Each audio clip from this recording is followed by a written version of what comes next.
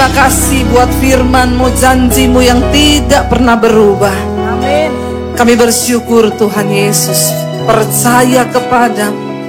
Boleh mengenal Engkau sebagai Tuhan dan Juru Selamat itu anugerah terbesar dalam hidup kami. Sebab tidak ada Tuhan yang seperti Engkau, tidak ada Allah yang seperti Engkau. Tuhan yang sanggup menyelamatkan setiap kami yang percaya sungguh kepadamu. Hari ini kami datang membawa hati dan hidup kami Tuhan. Kami rindu kebenaran firman-Mu mengubahkan hidup kami. Biarlah kami memberi persembahan yang terbaik, yaitu hati yang kami beri buat Tuhan. Berbicara bagi kami malam ini, sampaikan isi hati-Mu Tuhan. Urapi hamba-Mu yang tidak ada apa-apanya. Di dalam nama Tuhan Yesus, yang percaya Tuhan di tengah kita memberkati kita, katakan bersama amin. Tepuk tangan buat Tuhan Yesus. Bapak Ibu silakan duduk. Shalom. Apa kabarnya? Luar biasa. Tidak terasa kita ada di penghujung tahun 2024 ya, dan bulan Desember sebentar lagi berlalu, kita memasuki tahun yang baru 2025. Dan saya percaya kita tentu rindu untuk kita memasuki tahun yang baru itu tidak begini-begini saja hidup kita, amin. Kita pengen meraih sesuatu yang baru dari Tuhan dengan harapan yang baru. Dan tentunya kalau kita pengen sesuatu yang baru terjadi dalam hidup kita, kita juga harus menyiapkan wadah hati kita ini menjadi hati yang baru. Nah, hari ini saya ingin sampaikan tentang ujian hati Bapak Ibu. Hati kita itu tidak terlihat ya. Saya bersyukur juga kenapa khotbah ini diangkat jadi tema, karena ya suami saya kemarin mempersiapkan khotbah. Dia tadi pagi khotbah di GSJS. Ya tidak main-main loh. Ya begitu khotbah langsung di GSJS loh ya. Luar biasa, tepuk tangan dong. Dan memang ya penuh pergumulan, maju mundur. Suami saya bilang, Pak Michael bilang, Bu, nanti ini sudah yang kesekian kali saya minta loh, Bapak khotbah di ibadah di GSJS ya. Lalu Ira tanya, gimana Bu, yakin ya? Iya, kata suami saya mau di ibadah yang paling sepi. Terus kata Ira, lain ya pendeta kali ini ya, biasanya minta yang rame ya. Ini kok minta yang sepi. Kata Ira, kalau mau sepi khotbahnya di kuburan aja Pak. Ini memang sekretaris yang paling ya sedikit heboh ya saudara. Jadi saya bersyukur juga ketika akhirnya oke, ya sudah. Lalu dia mulai berdoa untuk tema. Tema apa yang Tuhan mau sampaikan untuk jemaat di GSJS. Lalu suami saya datangi aku udah dapat temanya. Aku nanti di GSJS Tuhan suruh ngomong tentang hati. Saya pikir ya tentang hati itu ya sudah biasa ya, maksudnya kita mau ngomong hati itu apa gitu. Tapi ternyata ya akhirnya kan karena dia mau khotbah, dia belajar kan. Dia cari tema, dia belajar Alkitab. Ya ketika dia sudah temukan tema, dia sudah belajar ayat-ayat saudara. Maka sasaran pertama kali dia khotbah itu adalah saya. Dia bilang, kamu harus dengerin khotbah saya dan kasih saya masukan. Saya sambil masak di dapur, lagi ngulek cabai, dia datang. Hati, firman Tuhan berkata bahwa hati manusia itu, saya gini, amin, amin. Sambil masak nih saudara. Nanti saya jalan ke kamar, diikuti dari belakang. Karena itu di dalam kitab ini berkata begini. Amin, amin, amin. Gimana? Saya bilang, iya bagus, luar biasa. Saya masuk ke kamar mandi, diikuti, ke WC, diikuti. Jadi karena itu, jam 12 malam saudara, saya udah ngantuk sekali. Dia bilang, ternyata dari bahasa Ibrani, itu kata jagalah hati dengan segala kewaspadaan. Itu begini. Saya lihat jam 00. Jadi saya bilang, aku tahu kamu lagi persiapan untuk khotbah. Tapi ini sudah jam 12 malam, saya sudah ngantuk, hati saya sudah tertutup. Jadi biar kau mau latihan khotbah apa, saya sudah tidak dengar, maaf ya. Tapi bagus juga Bapak Ibu, ketika dia akhirnya belajar firman Tuhan. Ya, dia cuma kelihatannya nyampeinnya sambil saya masak, sambil saya ngapa gitu, nonton YouTube dia di depan saya. disadari atau tidak, saya tuh diberkati. Ternyata dari apa yang dia sampaikan, ya hari demi hari, saya takut nanti kalau Pak Michael sering-sering minta jadwalnya dia, nanti malah, aduh bukan apa-apa ya. Nanti saya tiap malam dia khotbah terus sampai jam 12 malam itu. Tapi satu hal yang saya dapat itu, saudara, dia bilang gini, ternyata ya, ayat di Alkitab tuh semua ada ya. Sekarang ketika dia di jadwal khotbah, akhirnya kan mau tidak mau dia belajar Alkitab. Ya, saudara jangan tunggu di jadwal khotbah dulu ya, baru belajar Alkitab. Ketika dia belajar Alkitab, dia bilang, menarik ya saya, aku tuh baru tahu loh. Ternyata ada ayat yang bilang begini, ada ayat yang bilang begini. Saya bilang, hello, kemana aja loh? Dan banyak orang Kristen yang ternyata juga selama ini tuh enggak mengerti. Ternyata banyak firman Tuhan tuh yang begitu indah kalau kita gali, begitu dalam, begitu luar biasa. Saya aja kalau nemuin ayat tuh, ada ya firman Tuhan tuh berkata seperti itu. Nah, suami saya tuh menjelaskan begini, kamu tahu nggak itu bahasa kata jagalah hati itu berasal dari kata Ibrani. Apa gitu ya dia ngomong kemarin tuh, saya bilang saya ini selama khotbah saya jarang-jarang lihat kata Ibrani. Dia baru satu kali khotbah sudah buka kata Ibrani loh saudara. Itu hebat loh dia ya. Dia bilang dari kata apa gitu yang berarti itu mengawasi, menjaga seperti satpam. Satpam menjaga. Saudara tahu satpam itu kalau di perusahaan, di kantor atau di perumahan, kerjanya satpam itu 24 jam. Dia shift bergantian, dia tidak boleh lengah. Dia harus terus mengawasi, mencurigai siapa yang datang. Kalau ada orang datang ditanya mau kemana, butuhnya apa, bisa tinggal identitasnya enggak, nanti selesainya jam berapa, kepentingannya apa. Jadi itu bukan dia kepo, tapi memang itu tugasnya. Nah jadi suami saya bilang, kamu bayangkan ya, kata dalam Alkitab yang dipakai untuk jagalah hati, itu dipakai kata security. Dipakai kata seperti satpam menjaga. Betapa penting hati kita itu harus kita jaga ternyata menurut firman Tuhan. Itu enggak main-main loh. Cuma sayangnya banyak orang Kristen tidak mengerti akan hal ini. Makanya kita itu hidupnya begitu-begitu saja. Ya, nasibnya begitu-begitu saja karena kita anggap remeh. Saudara, kalau kita itu beli perhiasan mahal, kita baca caranya menjaga, merawat. Saudara beli mobil, saudara baca cara perawatannya. Saudara beli handphone baru, pasti saudara langsung beli anti goresnya supaya kacanya tidak tergores. Saudara beli casing yang mahal supaya kalau handphone itu jatuh tidak pecah. Tapi betapa seringnya kita tuh lupa kasih anti gores di hati kita. Kita lupa kasih anti pecah di casing hati kita. Padahal yang lebih berharga itu dari semua barang berharga yang kita punya itu adalah apa? Hati. Karena Alkitab berkata, kenapa kamu harus menjaga hatimu seperti security yang menjaga sesuatu yang berharga? Karena dari sini terpancar kehidupan.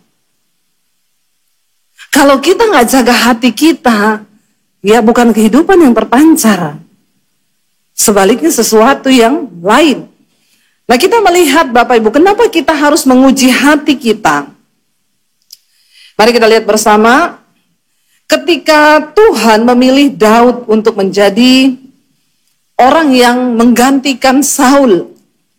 Alkitab berkata roh Allah telah mundur daripada Saul dan Tuhan mencari seorang yang akan dipilihnya menjadi raja.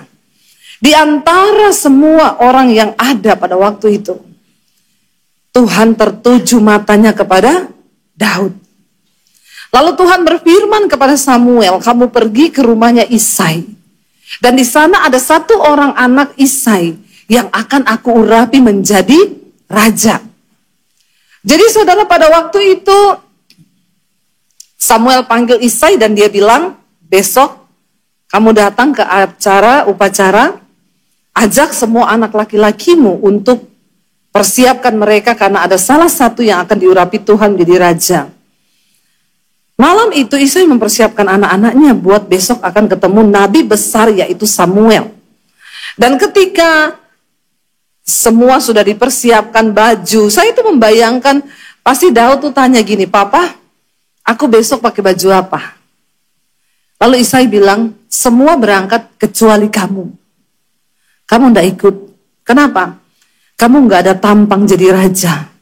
Kamu enggak masuk hitungan. Kamu bukan prajurit, tapi kakak-kakakmu semua prajurit. Kamu besok tinggal di rumah. Kamu pergi ke padang gurun untuk menggembalakan kambing domba." Daud punya alasan enggak untuk sakit hati?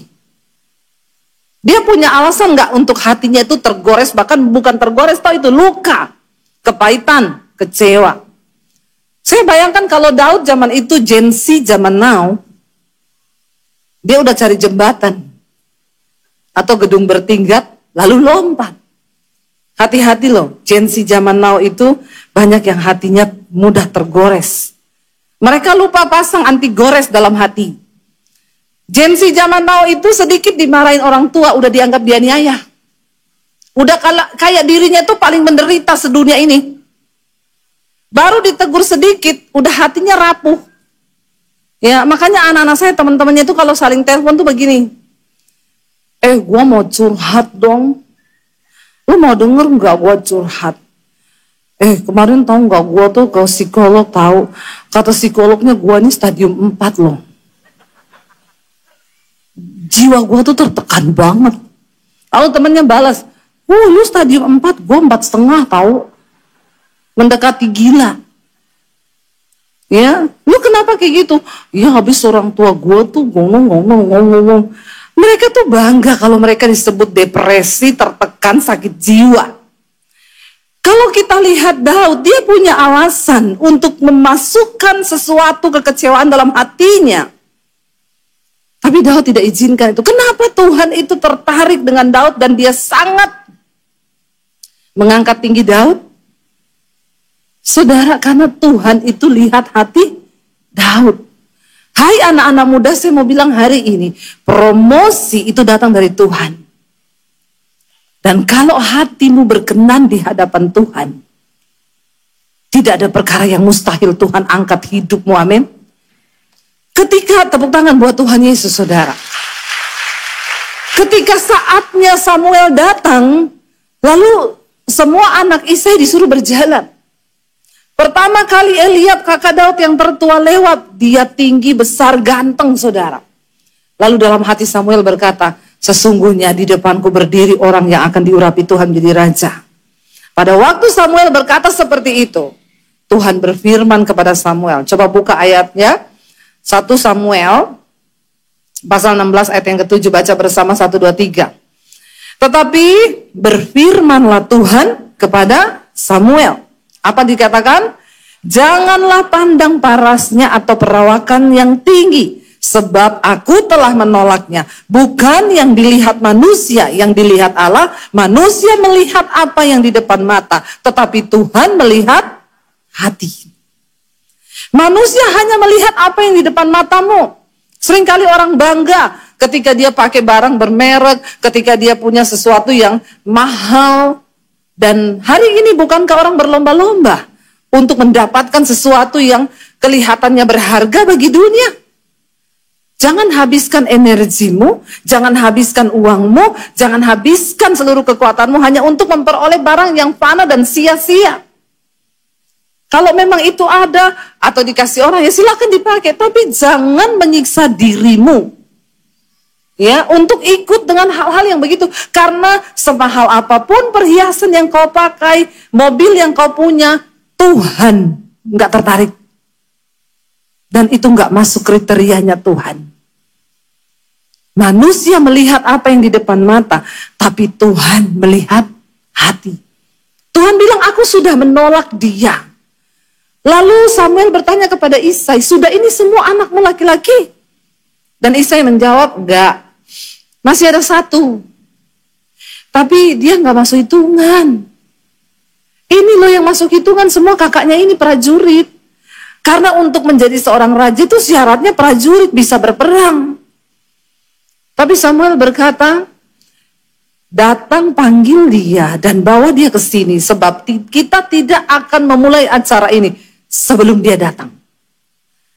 Hari ini mungkin orang mencoba menutup pintu berkat-Mu.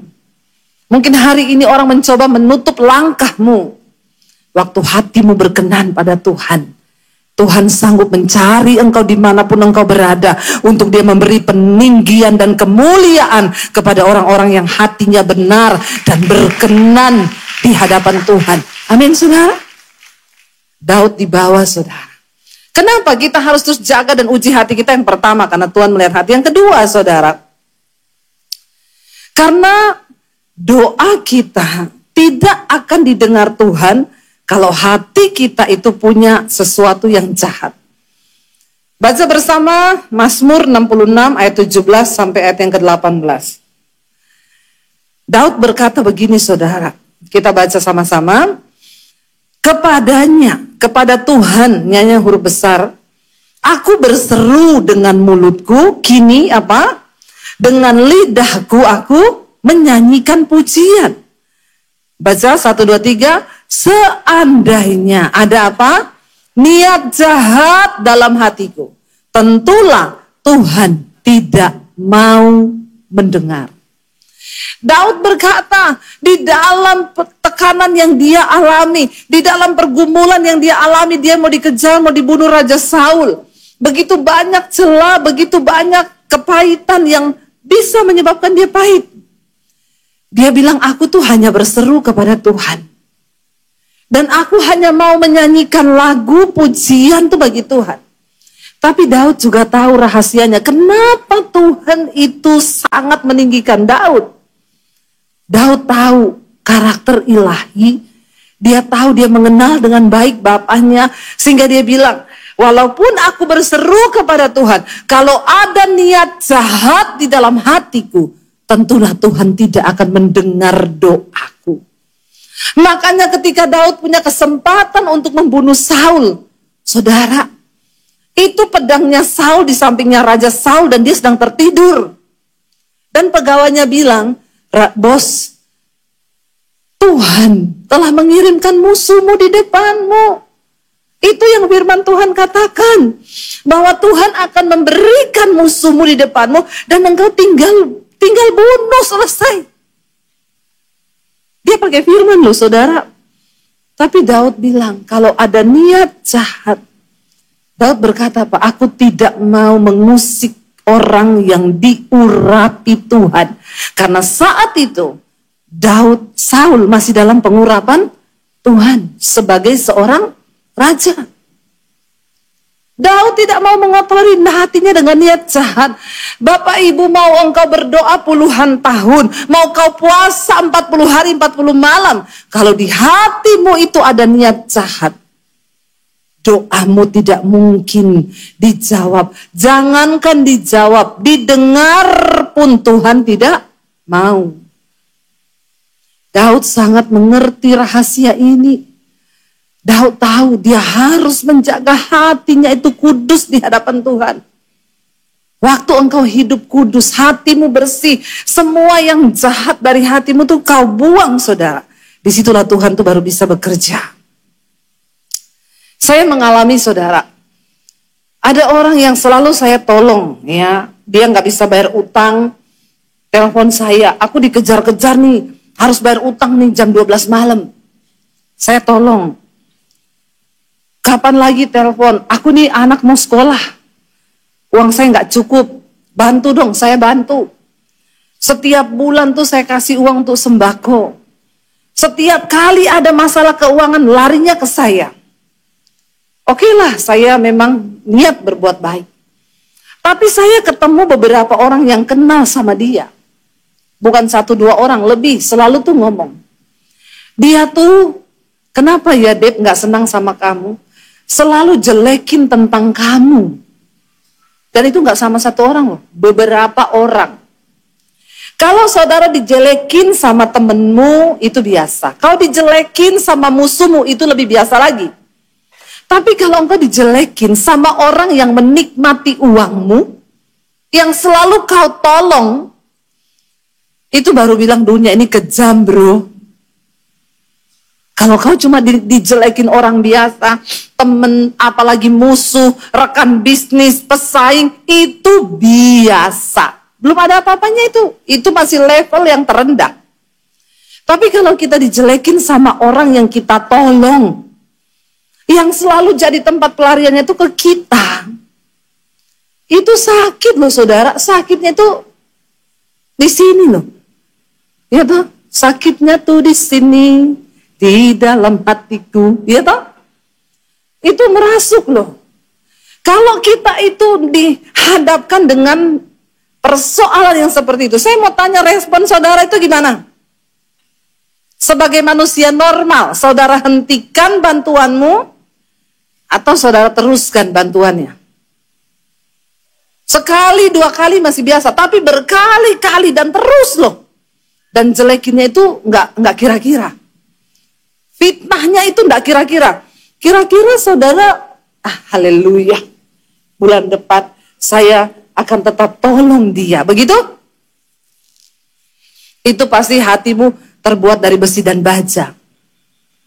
Ya. Hatiku ini tidak terbuat dari besi dan baja. Sampai yang terakhir ada orang yang ngomong ke saya gini. Lalu semua yang cerita ke saya itu ngomong gini, ngapain sih tolong orang kayak begitu? Nggak berkat juga kayaknya. Lalu hati saya mulai tercemar. Dan akhirnya saya juga mengambil keputusan, baik, mulai sekarang kita lihat saja. Ya, semoga kamu bulan depan mengalami kesulitan. Dan kamu pasti akan WA ke saya. Dan saya nggak akan gubris WA-mu, saya blokir nomormu.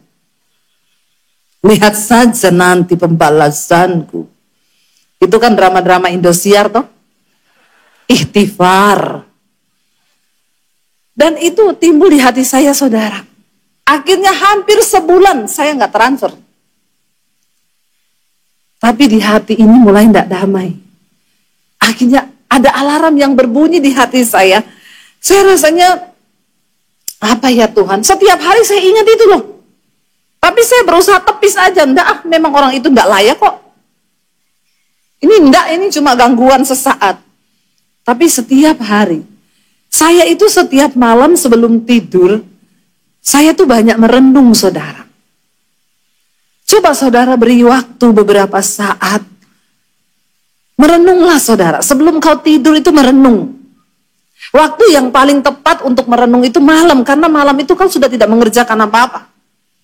Otak kita juga udah kosong. Kita tinggal berpikir mau tidur. Renungkanlah kebaikan Tuhan. Dan saya tuh kalau mau tidur malam, Tuhan aku hari ini sudah melakukan ini. Terima kasih loh Tuhan, Engkau udah jaga anak-anakku. Dan apa yang tidak berkenan dalam hatiku ini yang Tuhan tegur saya Tuhan, kasih tahu saya Tuhan. Karena Bapak Ibu, tidak semua yang kita pikirkan di hati kita itu benar adanya. Sering kali bahkan kita ini tidak sadar hal yang kita pikir benar itu ternyata di hadapan Tuhan tidak benar. Istri-istri seringkali kita jengkel sama suami. Kita bilang, lihat aja, besok saya nggak mau bicara sama dia. Berhenti udah, saya nggak mau bikinin dia kopi, saya nggak mau bikinin dia sarapan. Kalau perlu saya kasih sianida makanannya. Hati-hati loh Bapak Ibu. Tuhan Yesus berkata, semua yang jahat itu timbul dari hati. Kalau kita biarkan terus hati ini pahit, kecewa, diikuti, marah, suami istri berantem 3 hari 3 malam, nggak omongan.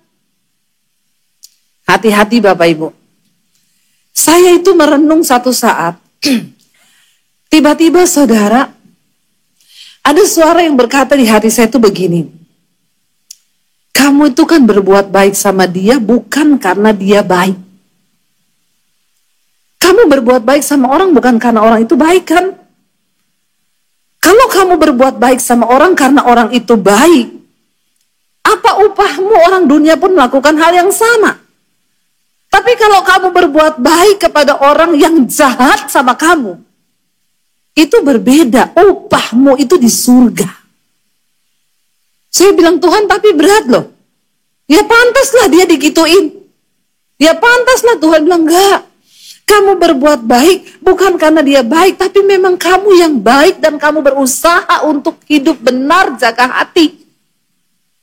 Akhirnya saya bertobat, saya bilang, Tuhan, ampuni saya Tuhan. Memang berat Tuhan, berat di hati, tapi aku mau taat.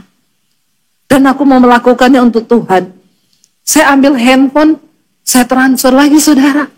Sejak hari itu hati saya plong.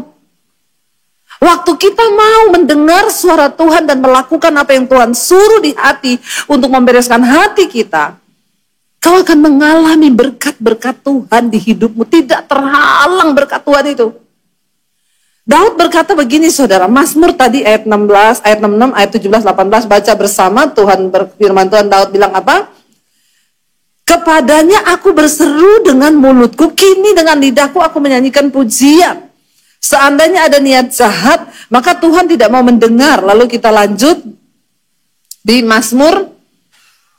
Ya, kita lanjut Mazmur pasal yang ke berapa tadi? Ini ayatnya Mazmur 16 ayat 7 dan 8. Coba baca bersama.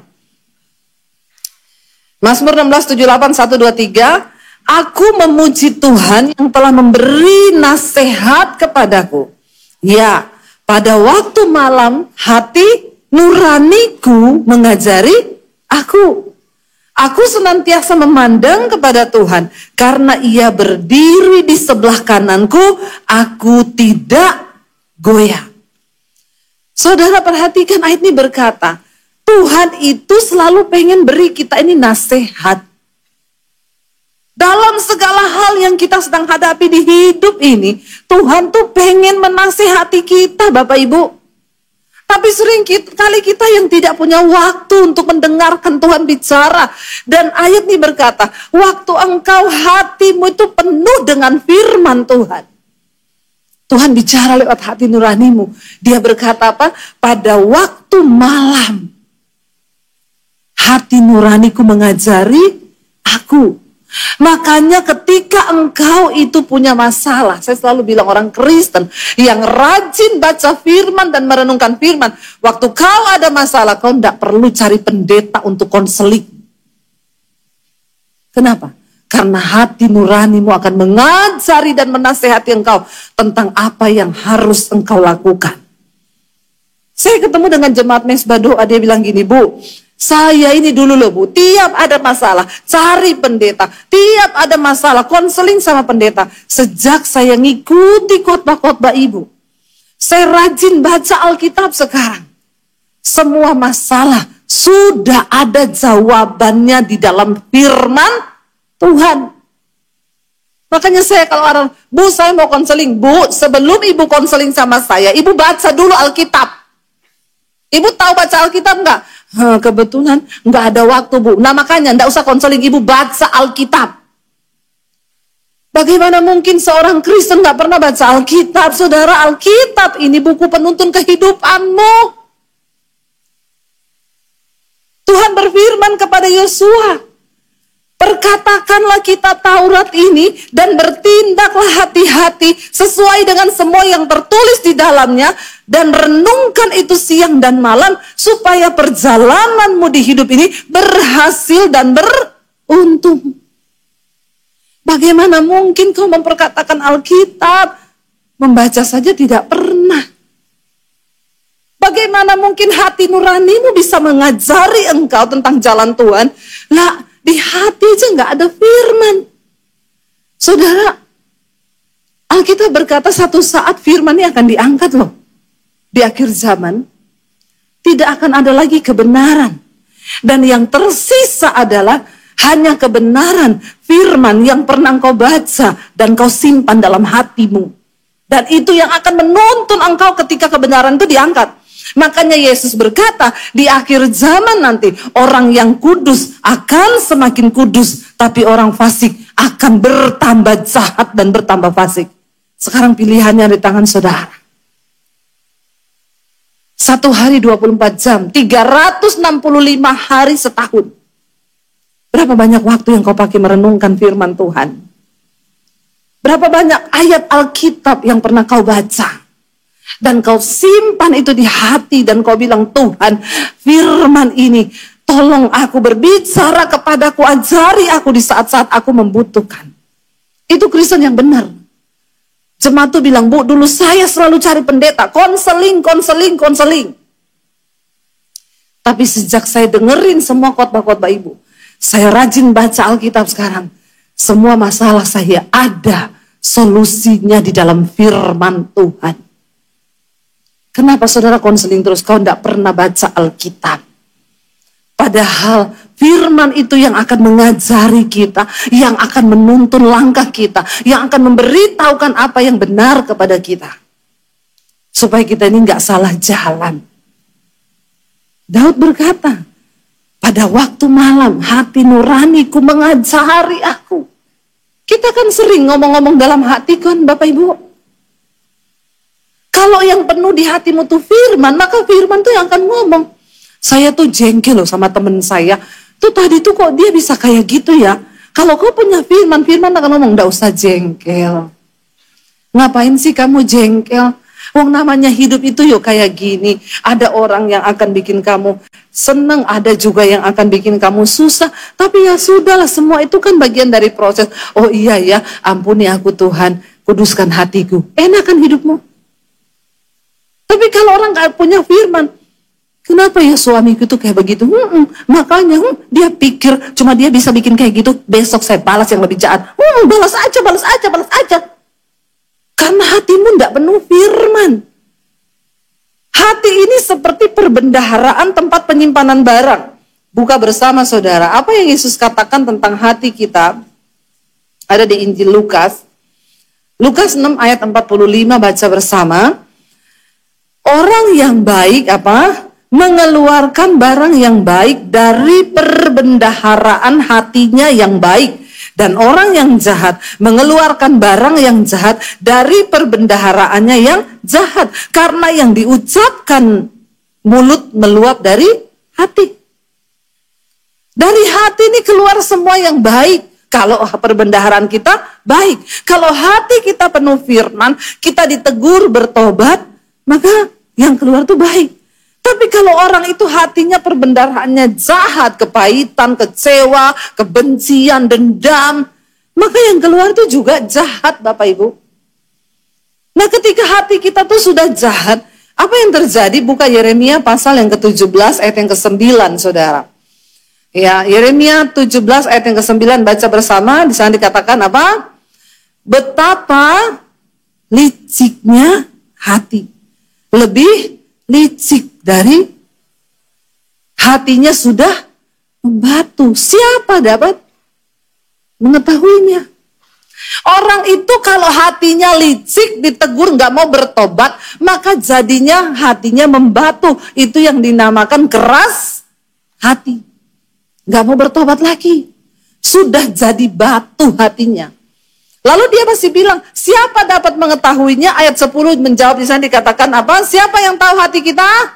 Aku, Tuhan, yang menyelidiki hati, yang menguji batin untuk memberi balasan kepada setiap orang setimpal dengan tingkah langkahnya, setimpal dengan hasil perbuatannya. Ingat, Tuhan menyelidiki hati dan batin kita. Dan dia berkenan kepada kebenaran di dalam hati. Mari rajin-rajin cek hati. Ada orang tiap bulan cek kolesterol. Kalau kolesterolnya naik bintang, dia udah takut. Puasa lo ya, turunin lo ya. Besok ini sebulan ini gak boleh makan daging. Jangan makan berlemak-lemak. Jangan makan minyak-minyak. Biar kolesterolnya. Apakah kau pernah cek hati? Berapa bintangmu di hati? Saya ini kecewa sama ipar, saya kecewa sama mertua, saya kecewa sama tetangga, saya kecewa sama itu, saya pahit sama itu. Bintang semua hatimu. Lalu apa yang bisa kita lakukan supaya hati kita ini kemudian dimurnikan oleh Tuhan? Aku harus berdamai dengan ini, aku harus berdamai dengan mertua, aku harus berdamai dengan itu. Aku tanggalkan semua kekecewaan hatiku. Baru bintangmu tuh turun. Kita sering sekali, setiap bulan sekali, 3 bulan sekali kita cek kesehatan. Karena kita takut kita mati mendadak. Tapi kita gak pernah takut binasa. Hidup di dalam kebinasaan kekal di neraka. Karena ternyata hati kita gak pernah kita cek.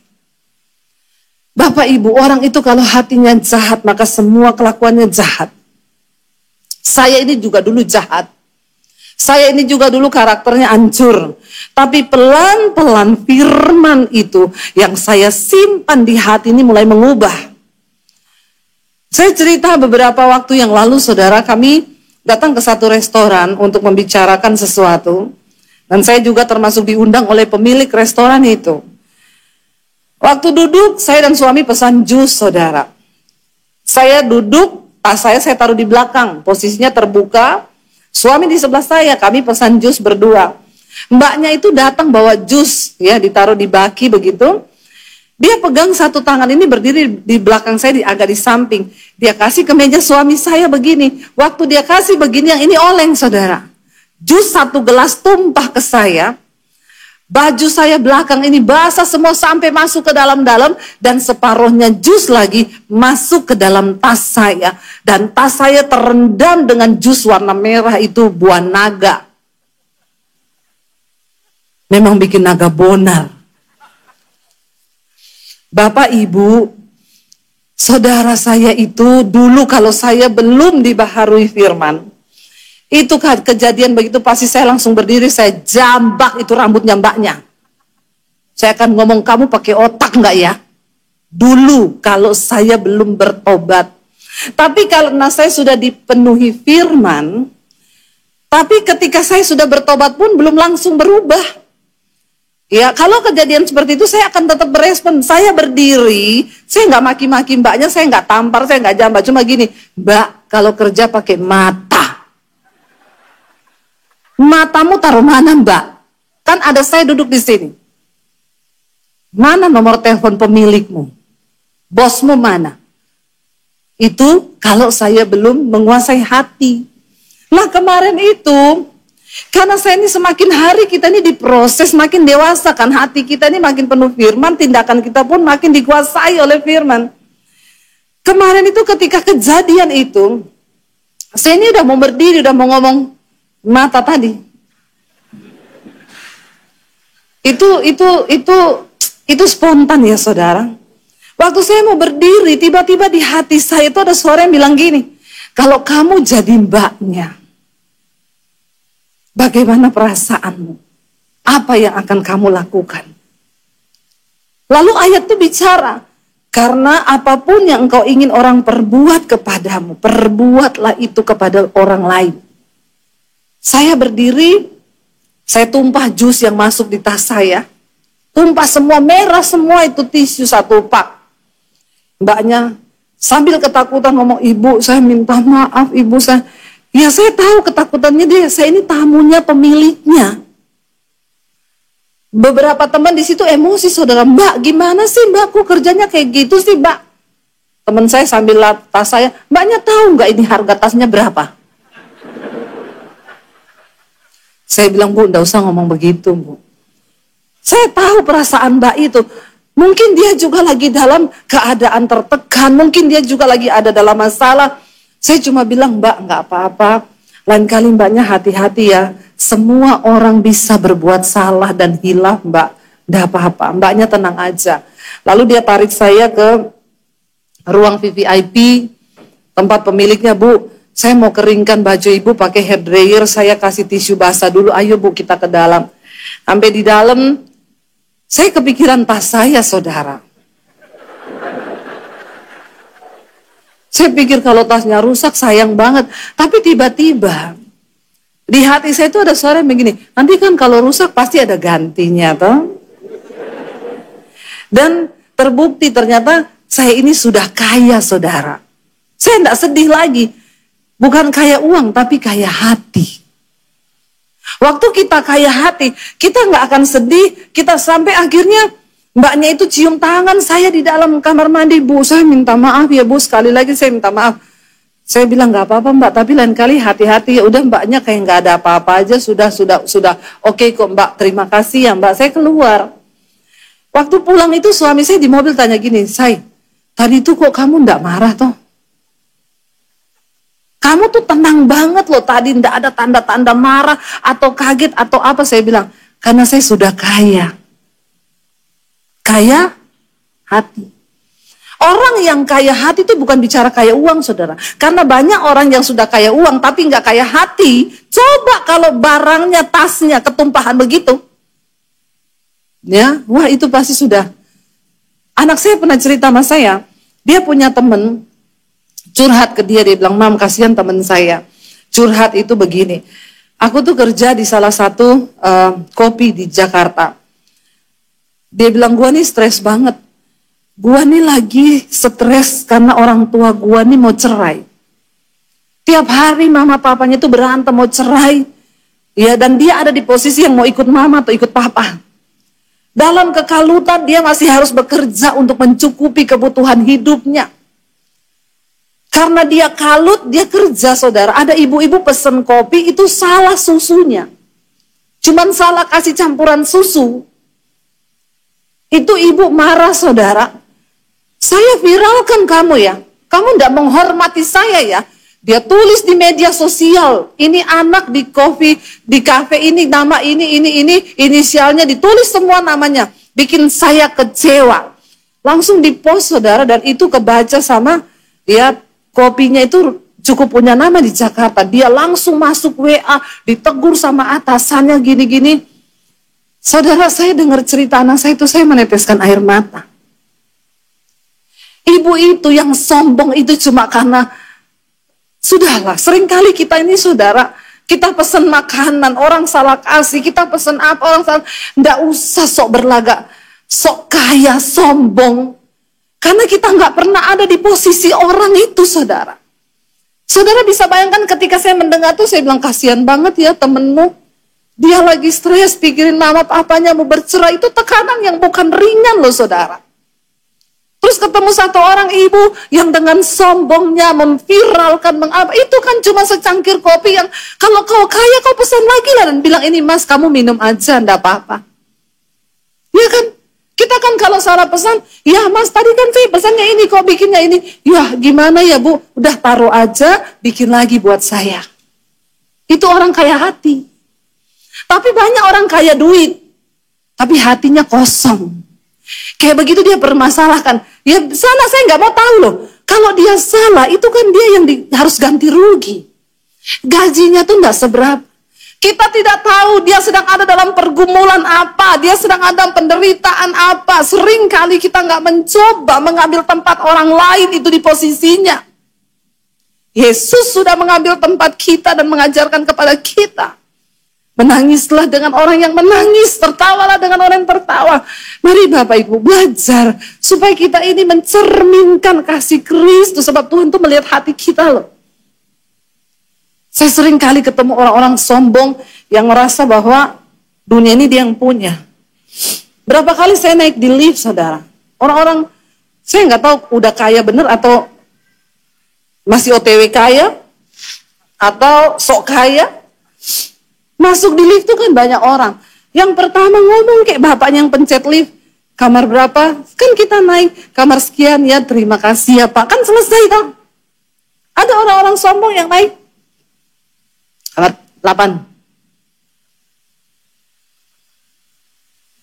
Saya tuh kalau lihat orang gitu dalam hati saya, ini orang robot kali, napasnya di charge. Sombong banget ya. Dia pikir kalau Tuhan hentikan napasmu 1 menit aja mati kau. Nggak usah sombong begitu, cobalah menghargai. Ya, sekaya apapun kau. Saudara, kita ini semua cuma terbuat dari tanah loh. Tapi kalau hidupmu terlalu banyak masalah, jangan-jangan kau dicipta dari tanah sengketa. Ya, saya curiga. Ya, orang-orang yang sombong itu dicipta dari tanah tinggi. Yang tukang shopping dari Tanah Abang. Janganlah, ya yuk kita ini belajar. Waktu kita ada di posisi orang lain, kita menempatkan diri seperti orang lain itu, maka kita baru tahu. Kenapa saudara kita harus terus menjaga hati kita? Karena Tuhan tuh melihat hati kita. Ya, firman Tuhan itu, Tuhan berkata bahwa Dia itu berkenan dalam kebenaran di dalam batin. Lihat Matius 15 ayat 19 sampai 20. Di sana jelas saudara, waktu hati kita ini kotor. Yesus berkata begini, ini Yesus yang ngomong loh. Baca bersama. Karena dari hati timbul segala pikiran jahat, apa? Pembunuhan, persinahan, percabulan, pencurian, sumpah palsu, dan hujat. Itulah yang menajiskan orang. Amin. Dari hati timbul semua itu. Makanya Yesus berkata, barang siapa yang kepahitan kepada saudaranya, dia adalah seorang pembunuh manusia. Awal dari pembunuhan itu adalah kebencian di hati. Mari kita sadari, kalau semua dari kita ini bisa menjaga hati Bapak Ibu, saya percaya tidak ada keluarga yang saling menyakiti. Nggak ada suami yang nyakitin istri, nggak ada istri nyakitin suami, nggak ada orang tua yang nyakitin anak. Kita harus bersedih hari-hari ini tingkat bunuh diri begitu naik drastis loh. Dengar kabar apalagi di Jakarta baru-baru ini, anak muda terjun, itu terjun. Kenapa? Hati ini loh, nggak dijaga. Hatinya rapuh. Saya berdoa supaya kita semua di hari-hari yang terakhir ini, menjelang kita memasuki tahun yang baru, mari kita juga baharui hati kita, amin. Saya undang para imam musik untuk maju ke depan. Bapak Ibu masih ada waktu, kita merenungkan hati kita di hadapan Tuhan. Karena Alkitab berkata Tuhan itu berkenan dalam kebenaran di dalam hati kita. Bukan apa yang di luar, tapi yang di dalam hati. Bangkit berdiri bersama, kita bilang sama Tuhan, selidiki kami Tuhan, lihat hati kami Tuhan. Katakan Tuhan, selidiki hati kami. Lihat hati kami Tuhan. Kalau ada sesuatu yang tidak berkenan, mungkin ada niat jahat, yang bahkan kami sendiri tidak tahu, dan mungkin kami pikir itu kebenaran. Aku layak berbuat seperti ini karena dia seperti itu. Biar Tuhan yang menguji hati kita masing-masing. Jangan keraskan hatimu. Jika firman itu berbicara, lepaskan pengampunan saudara. Buang setiap kekecewaan di hatimu. Sebab Tuhan melihat hati. Dia memberkati kita sesuai dengan kapasitas hatimu. Kalau hatimu terbuka lebar bagi firman Tuhan, maka dia juga akan mendengarkan setiap seruan dan doa-doa kita. Itu janji firman-Nya. Datang pada Tuhan hari ini. Biar Tuhan bersihkan hati kita supaya kita memasuki tahun yang baru dengan hati yang baru, hidup yang baru, bahkan berkat yang baru. Angkat tangan di hadapan Tuhan, katakan, telah kulihat